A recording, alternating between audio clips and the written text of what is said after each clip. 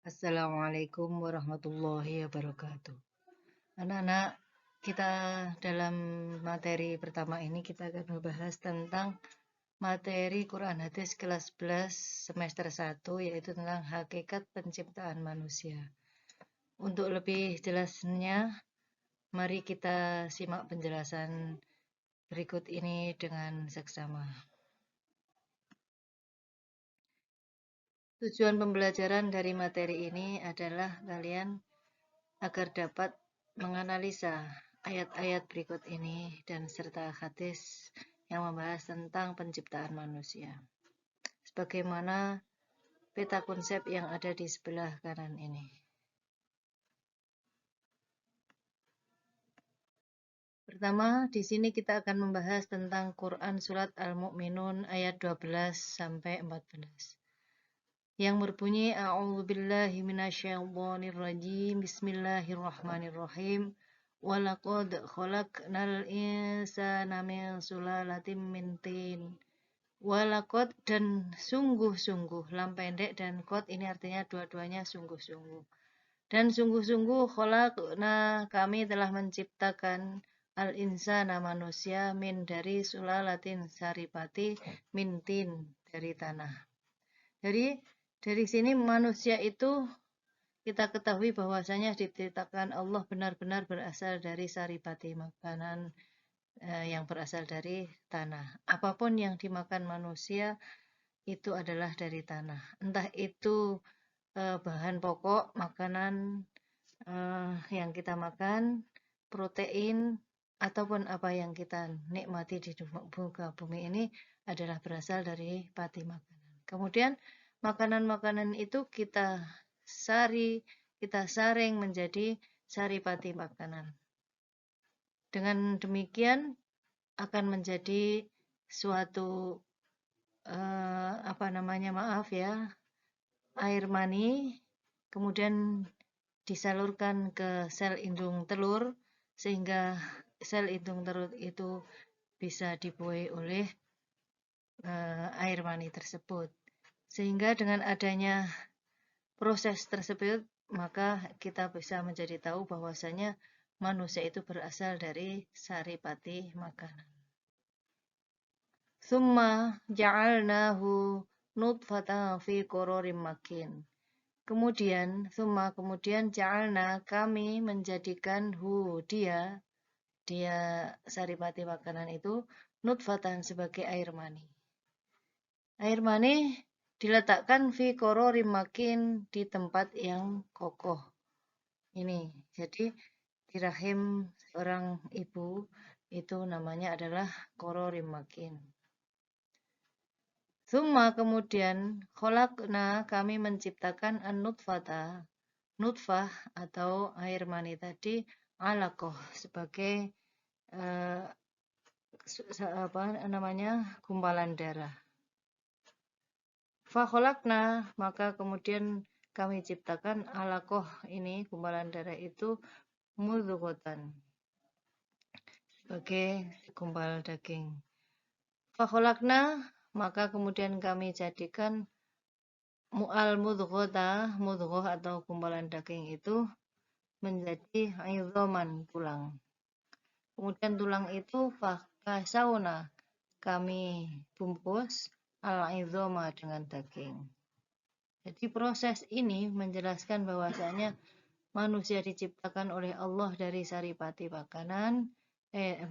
saripati tanah, kemudian dijadikan nutfah atau mani yang ditempatkan di qararin makin rahim seorang ibu. Kemudian setelah jadi air mani yang diletakkan di qararin makin tadi diciptakan oleh Allah sebagai gumpalan darah, dirubah lagi menjadi mudghah atau gumpalan daging. Setelah menjadi gumpalan daging dibentuk oleh Allah menjadi tulang belulang. Kemudian tulang belulang itu dibungkus oleh Allah dengan menggunakan daging itu. Dengan tulang belulang al-idhama tulang belulang itu dibungkus oleh Allah lahman dengan daging. Kemudian angsa'nahu kami tumbuhkan dia kholqon sebagai makhluk akhara yang berbentuk lain, yaitu manusia. Itu menunjukkan bahwa fatabarakallahu, maha suci Allah. Ahsanal kholiqin, ahsana di sini adalah sebaik-baik al-kholiqin, pencipta. Berbicara tentang makna dari sulalati min tin di sini, yang pertama Allah berfirman penciptaan permulaan kejadian manusia yang dibentuk dari saripati tanah, yaitu Nabiullah Adam alaihissalam. Dia diciptakan Allah dari tanah liat kering yang berasal dari lumpur hitam yang diberi bentuk oleh Allah. Kemudian Al-A'masy juga meriwayatkan bahwasanya firman Allah ini yang berbunyi sulalati mintin ini adalah dari suatu saripati yang berasal dari tanah, yakni adalah dari saripati air. Sedangkan yang ketiga adalah menurut Mujahid mengatakan bahwa sehubungan dengan makna min sulalah atau min sulalati mintin ini adalah artinya dari air mani anak Adam. Keempat adalah Ibnu Jabir mengatakan bahwa sesungguhnya manusia pertama kali yang diciptakan oleh Allah adalah Nabiullah Adam alaihissalam. Karena itu ia diciptakan dari tanah liat. Yang kelima, Qatadah juga demikian mengatakan bahwa Adam itu diciptakan dari tanah liat. Pendapat ini lebih jelas pengertiannya dan lebih mendekati konteks dari ayat Al-Quran tersebut. Karena sesungguhnya Nabiullah Adam diciptakan dari tanah liat, yaitu tanah liat kering yang berasal dari lumpur hitam yang diberi bentuk. Hal ini berarti Nabiullah Adam diciptakan dari tanah seperti yang disebutkan di dalam ayat lain, yaitu Quran surat Ar-Rum ayat 20 yang berbunyi A'udzubillahi minasyaitonirrajim. Bismillahirrahmanirrahim. Wa min ayatihi an khalaqakum min turabin tsumma idza antum basyarun tantashirun. Dan di antara tanda-tanda kekuasaan Allah, kekuasaannya di sini adalah Allah, ialah Dia menciptakan kalian dari tanah, kemudian tiba-tiba kalian menjadi manusia yang berkembang biak. Quran surat Ar-Rum ayat 21. Ini jelas sekali bahwasanya dari semua pendapat itu tadi bahwa manusia itu berasal dari saripati tanah.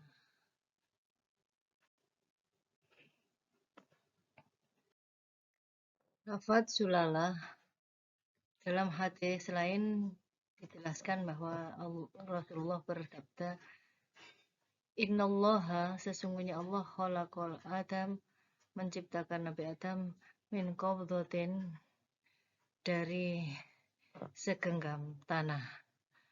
Fabaghdhaha, maka diambilnya ia min jami'il ardi, dari seluruh bumi. Faja'a banu Adam, maka Bani atau anak turun Adam itu muncul ala qadril ardi, sesuai dengan tabiat tanah. Ja'a minhum, mereka itu muncul al-ahmar, ada yang berkulit merah. Wal aswad, ada yang berkulit hitam. Wal abyad, dan ada yang berkulit putih. Wa baina dzalika, dan ada yang berkulit di antara itu. Wal khabithu, ada juga manusia itu yang bertabiat baik. Watoyibu, yang bertabiat buruk. Watoyibu, dan bertabiat baik. Wa baina dzalik, dan di antara kedua tabiat ini. Jadi manusia diciptakan oleh Allah itu berasal dari saripati tanah. Maksudnya adalah dulu Nabiullah Adam alaihissalam menurut hadis ini diciptakan dari segenggam tanah yang diambil dari seluruh penjuru bumi. Maka berbeda-beda dari tabiat dan bentuk kulit serta campuran dari apa yang diciptakan berasal dari mana manusia itu berada.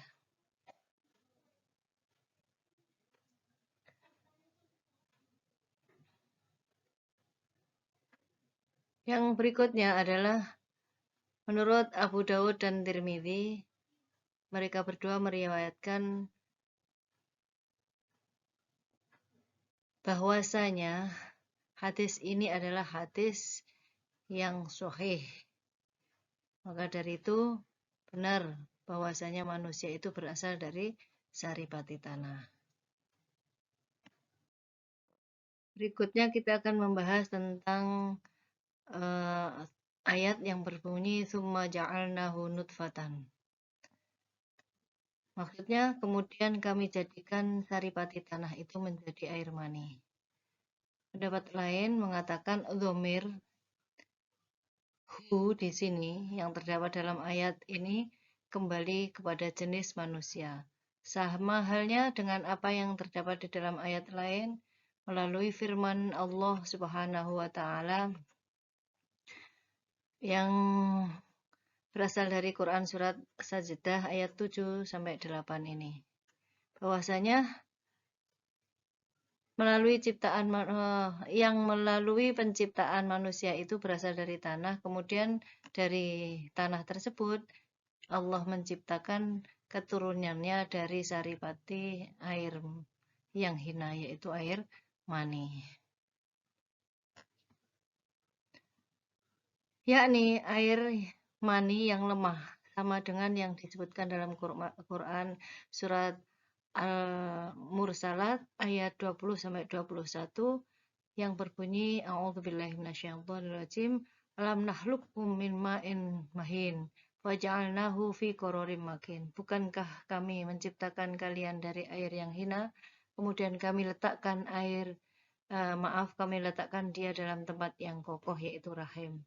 Jadi laki-laki manusia itu dijadikan dari saripati tanah adalah suatu yang kotor, ya, nampak kotor dalam kasat mata. Kemudian dari saripati tanah itu dijadikan sebagai air mani, yaitu air yang hina berasal dari kelamin laki-laki. Kemudian diletakkan di korori makin, yaitu rahim.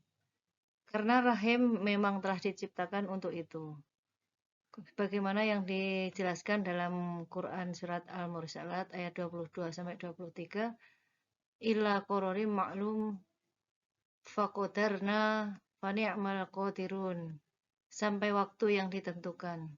Jadi diletakkannya air mani di tempat korori makin itu sampai batasan waktu yang ditentukan. Di sini antara manusia satu dengan yang lain berbeda. Tapi pada umumnya itu 9 bulan lebih 10 hari. Ada yang 7 bulan, ada yang paling banyak adalah 4 tahun sebagaimana Imam Syafi'i. Lalu kami tentukan atau kami bentuk, yaitu bentuknya, maka kamilah sebaik-baik yang menentukan itu. Berikutnya, maksud dari ayat tersebut, masa yang telah dimaklumi dan batas waktu yang telah ditentukan hingga bentuknya menjadi kokoh dan mengalami perubahan dari satu keadaan kepada keadaan yang lain, dan dari suatu bentuk kepada bentuk yang lain. Karena itulah dalam ayat berikut disebutkan bahwa tsumma khalaqna nutfatan 'alaqah. Ini diciptakan dari air mani ini itu menjadi segumpal darah. Yakni kemudian kami jadikan air mani yang terpancarkan dari tulang sulbi laki-laki dan dari tulang dada perempuan segumpal darah. Mereka yang berbentuk memanjang. Ikrimah mengatakan bahwa alaqah adalah darah.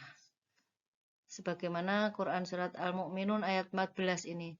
Lalu Fakholaknal alaqatan mudghatan. Lalu segumpal darah itu kami jadikan segumpal daging.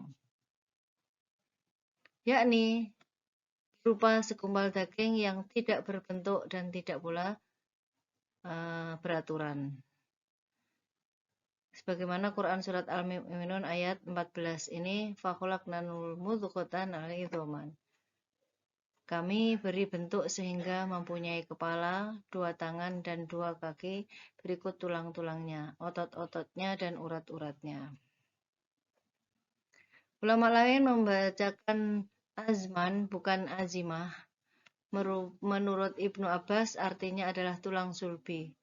Di dalam kitab Sahih disebutkan melalui Abu Zanad dari Al-A'raj dari Abu Hurairah yang mengatakan bahwa Rasulullah SAW pernah bersabda, kullu jasadi bni Adam yalba illa ajbud dhanab minhu khuliqa wa minhu aturab. Semua jasad anak Adam itu hancur kecuali bagian bawah dari tulang punggungnya, karena dari tulang itu dia diciptakan dan dari tulang itu pula dia akan dibangkitkan kembali besok di yaumul kiamah.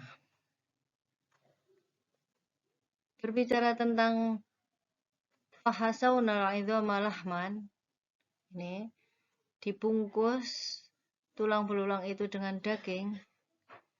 Maksudnya adalah kami jadikan baginya daging yang menutupinya, mengikatnya dan memperkuat. Hal ini kita bisa bayangkan seandainya manusia itu tidak ada unsur apa yang ada di dalam ayat ini, pasti kita akan merasa takut melihatnya. Tulang berjalan, daging saja berjalan, dan lain sebagainya. Na'udzubillahi min dzalik. Maka dari itu kita harus menyukuri apa yang diciptakan Allah untuk kita semuanya.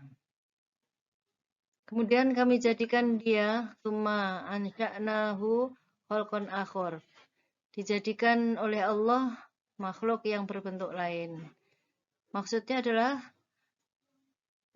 ditiupkan ke dalam tubuhnya yaitu roh, sehingga ia dapat bergerak hidup dan menjadi makhluk lain yang mempunyai pendengaran, penglihatan, perasaan, gerak, dan getaran.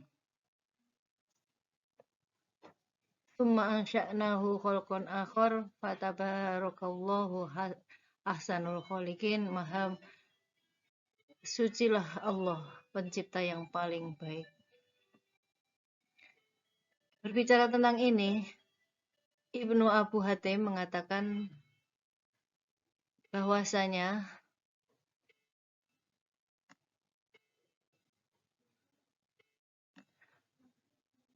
apabila nutfah di dalam rahim telah menjalani masa 4 bulan, Allah memerintahkan malaikat untuk meniupkan ruh ke dalam janin yang berada di dalam 3 kegelapan, 3 lapis pelindungnya. Yang demikian itulah makna yang dimaksud oleh firman Allah. Kemudian kami jadikan dia makhluk yang berbentuk lain, yakni kami tiupkan roh ke dalamnya.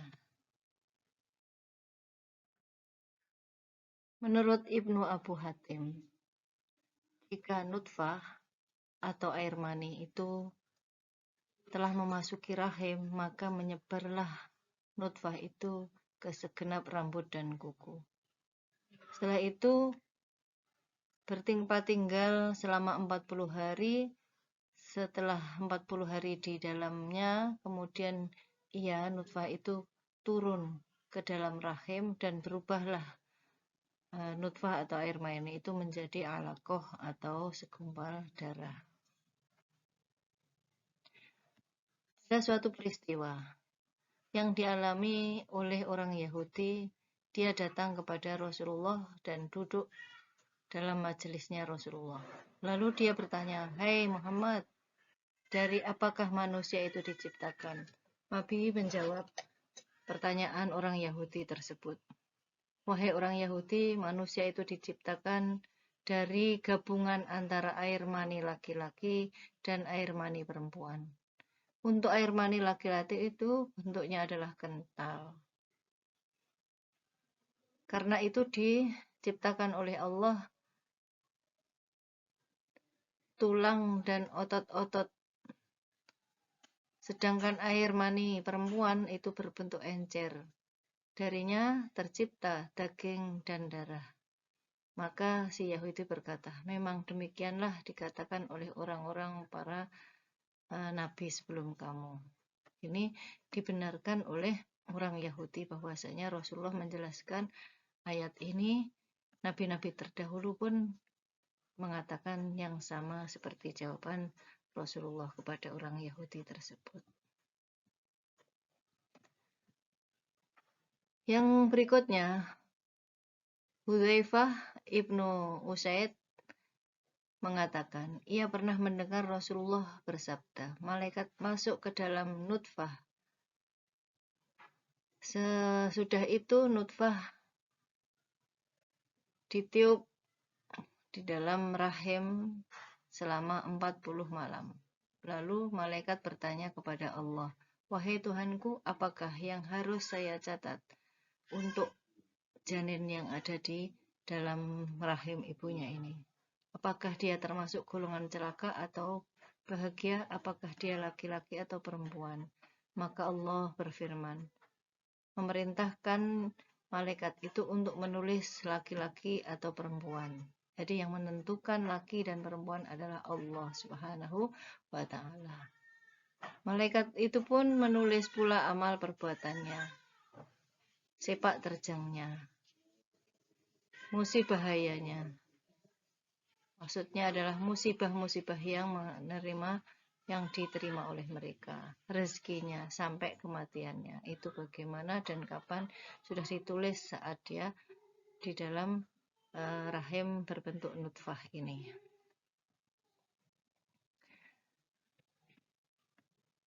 Ubaidillah ibnu Abu Bakar menceritakan beliau dari Anas bahwa Rasulullah pernah bersabda, sesungguhnya Allah menugaskan seorang malaikat untuk menjaga rahim. Maka malaikat itu berkata yang sama pertanyaannya dengan apa yang disampaikan pada hadis sebelumnya. Kemudian kita akan membahas tentang tabarakallahu ahsanal khaliqin. Di sini Maha Suci Allah atas pencipta, apa yang diciptakan Allah itu adalah sebaik-baik pencipta. Setelah Allah menyebutkan tentang kekuasaannya dan kelembutannya dalam menciptakan nutfah dari suatu keadaan kepada keadaan yang lain dan dari suatu bentuk yang lain sehingga terbentuklah seperti bentuk manusia yang lengkap dan sempurna. Maka Allah berfirman, maka maha sucilah Allah pencipta yang paling baik. Umar bin Khattab pernah mengatakan, aku bersesuaian dengan Tuhanku dalam 4 perkara. Ketika ayat ini diturunkan, yaitu firman Allah yang berbunyi, dan sesungguhnya kami telah menciptakan manusia dari saripati atau berasal dari tanah. Hingga ayat terakhir, maka aku berkata, maha sucilah Allah, pencipta yang paling baik. Lalu turunlah firman selanjutnya, yaitu maha sucilah Allah, pencipta yang paling baik. Hal ini sebelum ayat turun, ayat Quran surat Al-Mu'min 14 turun ini, sahabat Umar bin Khattab telah mengatakan bahwasanya setelah adanya proses bahwa manusia itu diciptakan dari saripati makanan, maka baru turun walaqad khalaqnal insana min sulalatin min tin. Abu Bakar mengatakan fatabarakallahu ahsanal khaliqin, sehingga turunlah ayat ini menjadi asbabun nuzul. Ini adalah perkataan sahabat Umar bin Khattab.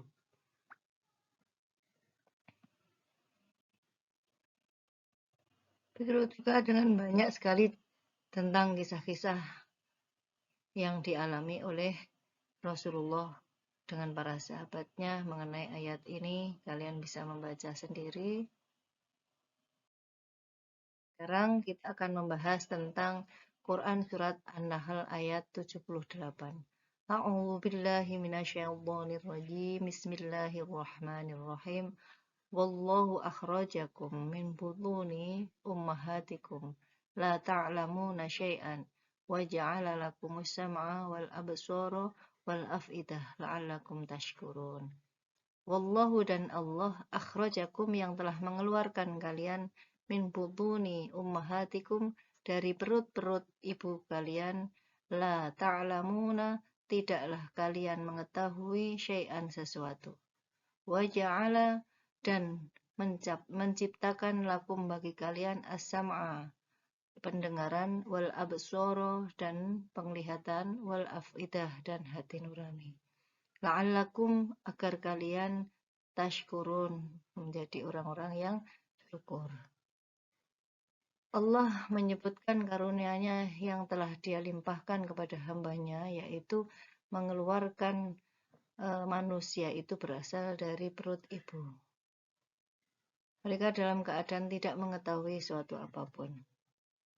Setelah itu Allah memberikan pendengaran, sehingga dengan adanya pendengaran itu manusia bisa mendengar. Diberi penglihatan agar manusia bisa melihat, diberi hati nurani agar bisa memikirkan mana toh yang baik dan mana yang jelek. Oleh pendapat lain, al-afidah ini bermakna otak. Dengan akal, manusia dapat membedakan mana yang bermanfaat dan mana yang berbahaya. Allah menjadikan kesemuanya dari diri manusia agar manusia mampu melaksanakan menyembah kepada Allah Subhanahu wa taala. Jadi manusia diciptakan di muka bumi, dilahirkan dari perut ibu yang prosesnya adalah seperti Al-Mu'minun 12-14 tadi, itu tujuannya adalah untuk menyembah Allah Subhanahu wa taala. Jadi mohon kalian semua agar segera sadar bahwasanya tugas kita hidup di muka bumi ini hanyalah untuk beribadah menyembah kepada Allah Subhanahu wa taala. Apapun kegiatan kita, apapun yang kita laksanakan di hari-hari kita, jangan sampai kita itu meninggalkan sholat 5 waktu. Karena apapun yang kita kerjakan karena Allah itu adalah mengandung ibadah. Dan itu kewajiban bagi manusia. Kemampuan dan indera ini diperoleh manusia secara bertahap. Tidak langsung, tapi melalui proses sedikit demi sedikit. Semakin seseorang itu besar, maka bertambahlah kemampuannya. Maka dengan bantuan semua anggota tubuh dan kekuatan yang ada dalam diri manusia, manusia dapat menjalankan amal ketaatan kepada Allah Subhanahu wa taala. Tapi maka dari itu jangan disia-siakan. Apa yang telah diberikan oleh Allah ini adalah pinjaman dari Allah. Ayo kita gunakan tangan kita, mata kita, telinga kita, tubuh kita semuanya sampai rambut sampai kaki itu adalah untuk Allah Subhanahu wa taala. Karena dipinjami maka kita harus berterima kasih kepada sang peminjam itu yaitu Allah Subhanahu wa taala dengan cara semua aktivitas kita tujukan kepada Allah Subhanahu wa taala. Seperti yang disebutkan dalam kitab Sahih Bukhari ini bahwasanya Allah Subhanahu wa taala berfirman, berarti dalam hadis kok Allah berfirman, berarti hadisnya ini adalah hadis qudsi. Allah sendiri yang mengatakan, barang siapa yang memusuhi kekasihku berarti ia menentang perang kepadaku. Jadi kalau tidak ngikut apa yang disampaikan oleh kekasih Allah yaitu Nabiullah Muhammad berarti menentang Allah. Dan tiadalah hambaku mendekatkan dirinya kepadaku dengan sesuatu yang lebih aku sukai selain dari mengerjakan apa yang telah aku fardukan baginya. Jadi Ayo, anak-anakku semuanya, kita sebagai orang Islam haruslah tunduk akan perintah-perintah kewajiban kita, menjalankan ibadah semuanya karena Allah Subhanahu wa taala. Teruslah kalian itu mendekatkan diri kepada Allah Subhanahu wa taala, mengerjakan amal-amal sunnah hingga Allah itu sayang cinta kepada kita. Apabila uh, Allah telah menciptakan sesuatu, maka kita haruslah menggunakan apa yang diciptakan Allah itu dengan sebaik-baiknya. Pendengaran untuk mendengar hal yang baik, penglihatan untuk melihat sesuatu yang baik, lisan untuk mengatakan sesuatu yang baik. Janganlah kalungmu itu diiringi dengan keraguan dalam hati. Oke?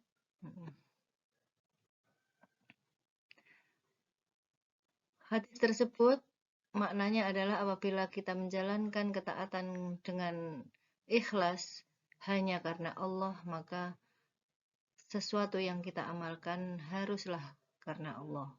Jangan sekali-kali kita sebagai umatnya mengerjakan sesuatu ingin dipuji oleh sesama manusia.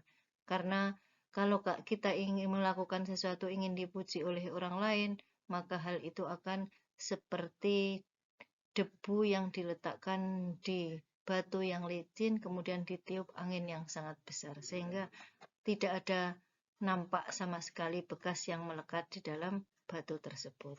Oke, harus ikhlas karena Allah Subhanahu wa taala.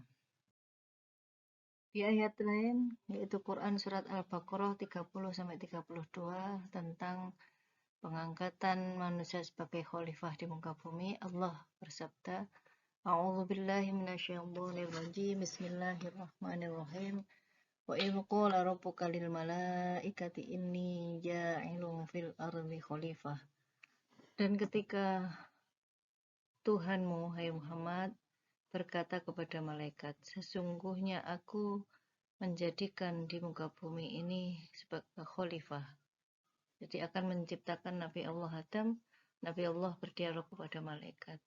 Para malaikat menjawab, qalu, menjawablah para malaikat, ataja'alu, apakah engkau akan menciptakan fiha di dalam bumi man orang yufsitu yang akan membuat kerusakan fiha di dalamnya, wa yasfikut dima'a, dan akan menumpahkan darah, wa nahnu nusabbihu, dan kami nusabbihu selalu bertasbih, bihamdika dengan memujimu, wa nuqaddi sulak, dan mensucikan laka kepadamu. Kenapa kok harus memilih dari makhluk lain, sedangkan kami adalah makhluk yang selalu memuji-mujimu dan mensucikan engkau. Qala, Allah bersabda, inni a'lamu ma la ta'lamun. Sesungguhnya aku maha mengetahui apa yang tidak kamu ketahui. Selain itu, ayat berikutnya mengatakan wa'allama Adamal asma, wa'allama, dan mengajarkan Adam kepada Nabi Adam al-asma'a, nama-nama kullaha, semua yang ada di surga sana. Summa, kemudian aradhahum, dia mengemukakannya kepada malaikat, alal malaikati, yaitu kepada para malaikat. Faqala, maka berkata atau berfirmanlah Allah, ambiuni, terangkanlah kepadaku, hai Nabi Adam, bi asma'i haula'i, dengan nama semua ini.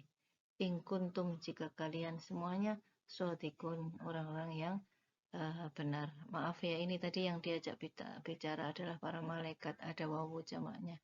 Faqala ambiuni, tapi Nabi Adam sudah diajarkan oleh Allah. Saat itu Allah mengajari Nabi Adam nama-nama akan padu-padankan kepada malaikat. Malaikat tidak bisa menyebutkan ditantang Allah, apa nama ini, nggak tahu, nama itu apa, nggak tahu, semuanya nggak tahu. Karena kalau kalian adalah termasuk mengaku orang yang benar, makhluk yang benar, coba katakanlah ini apa, itu apa, nggak tahu semuanya. Tapi setelah itu Nabi Allah Adam mengatakan hal yang diajarkan oleh Allah tersebut. Itu namanya adalah cibuk, itu adalah kamar, itu adalah sendok, dan lain sebagainya. Apa yang ada di sana disebutkan. Itu sungai, nama apa saja malaikat telah diajarkan. Sehingga para malaikat mengatakan kepada Allah, Qalu, berkatalah malaikat, Subhanaka, maha suci engkau ya Allah. La, tidak ada atau tidak ilmu mengetahui lana bagi kami. Illa kecuali ma apa yang alam tanah engkau ajarkan kepada kami. Innaka sesungguhnya engkau anta engkau al-alimu, zat yang maha mengetahui, al-alim, al-hakim, dan maha bijaksana. Malaikat semuanya mensucikan Allah Subhanahu wa taala karena tidak mengetahui apa yang mereka tidak tahu sebelum Allah itu memberi tahu kepada para malaikat. Sehingga Allah menceritakan perihal anugerah ini kepada para malaikat, yaitu akan membuat Nabi Adam sebagai khalifah. Banyak tafsir yang berbeda dalam menganalisa ayat tersebut, diantaranya adalah Ibnu Jabir sampai dengan Ibnu Mas'ud dan lain sebagainya. Mereka berselisih pendapat tentang susunan bahasa, kemudian pendapat malaikat tentang argumen malaikat yang dialog kepada Allah dan lain sebagainya. Nah, itu para malaikat bertanya kepada Allah itu bukanlah merupakan malaikat itu tidak mau tunduk kepada Allah, bukan, karena malaikat bertanya kepada Allah, di antara jenis makhluk ini ada makhluk-makhluk yang selalu membuat kerusakan. Malaikat mengkiaskan manusia dengan makhluk sebelumnya, sehingga menyampaikan argumentasinya kepada Allah Subhanahu wa taala.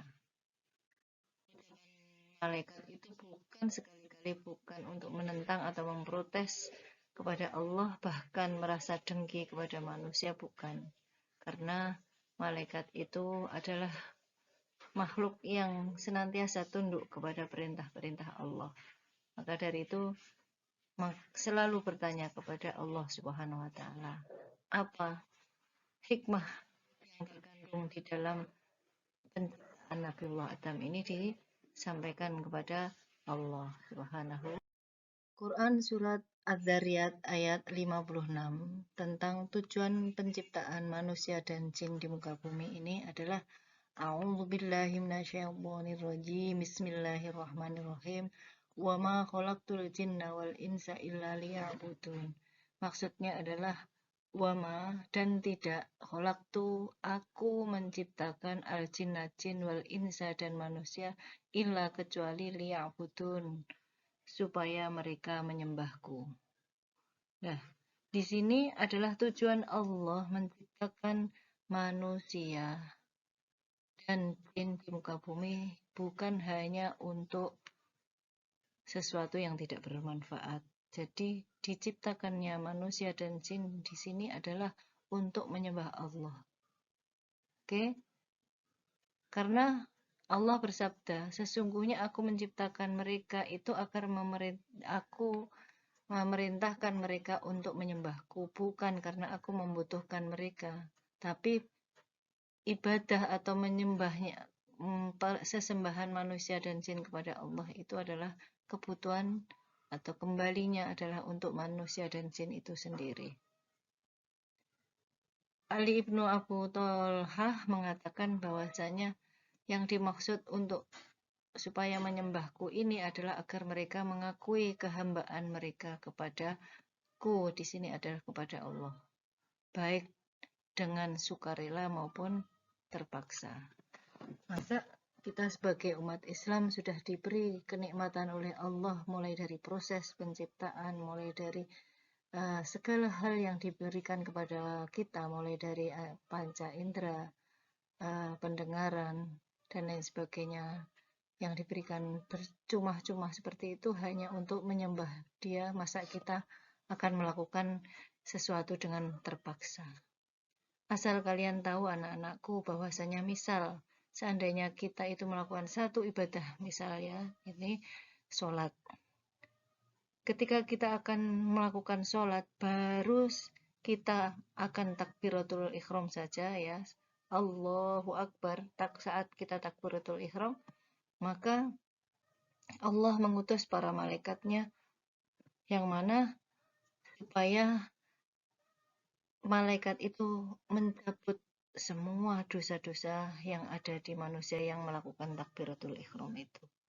Nah, seandainya kita ibaratkan dosa atau kesalahan yang dilakukan oleh manusia itu sebesar gunung atau sebanyak air satu lautan yang menghinggapi atau melekat kepada tubuh manusia itu sudah diambil. Itu maaf ya, kira-kira seandainya dosa itu bau ya, bau sekali sehingga setelah diambil pasti bekas dari dosa itu yang berbau itu pasti masih terasa, masih tetap bau kan. Kalau kita menjumpai maaf ya kotoran ayam di tempat kita bermain, setelah kotoran itu dibuang, bekasnya kan masih tercium tuh ya kan. Nah, itu Rasulullah mengatakan kalau kita itu sudah diambil oleh Allah dosa-dosanya kan berarti harus dibersihkan, disucikan kan itu. Nah, itu ditambah lagi apa tadi itu Allah yang mengatakan, sekarang Rasulullah. Rasulullah mengatakan as-shalawatul khamsi, sholat 5 waktu, kama ijari babi hatikum, bagaikan air yang mengaliri kita semuanya. Ya, bikathiril ma'i, dengan derasnya air. Seandainya bekas yang baunya masih tersisa, bau yang tidak sedap itu, kita laksanakan sholat tidak hanya takbiratul ikhram, tapi selesai sampai sholat, sampai salam, maka kata Rasulullah diulang 5 kali, fahal ataika dharoisya.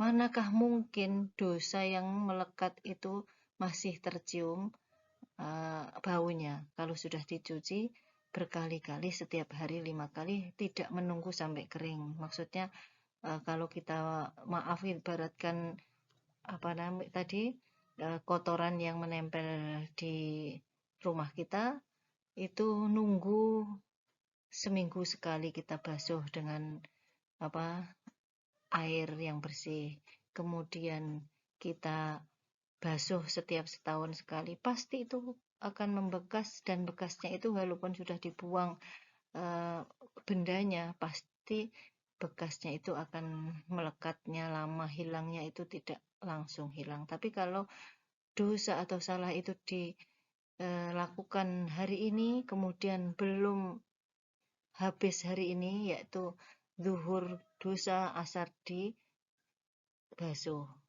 asar dosa, maghrib dibasuh, isya dosa, begitu seterusnya. Pasti dosa-dosa yang diangkat oleh Allah melalui takbiratul ikhram dan diselesaikan sholat itu sampai salam sehari 5 kali, itu akan mencucikan semua dosa-dosa yang melekat pada tubuh manusia. Maka dari itu Allah mengatakan bahwasanya itu bukan butuhku, itu bukan aku yang beruntung, tapi kembalinya kepada manusia. Jadi ibadah kita kepada Allah adalah kembalinya kepada kita sendiri. Maka dari itu sekali-kali ya, jangan sampai kalian itu berani ya, jangan sekali-kali kalian berani meninggalkan perintah Allah walaupun kondisinya bagaimana, dalam keadaan apapun. Oke. Sekian, terima kasih anak-anak. Jadilah kalian sebagai hamba Allah yang selalu taat kepada Allah Subhanahu wa Ta'ala. Apapun perintahnya, tolong ditaati, dan apapun larangannya, tolong segera dihindari. Sekian dari Bu Ulfa. Sekali lagi maaf. Assalamualaikum warahmatullahi wabarakatuh.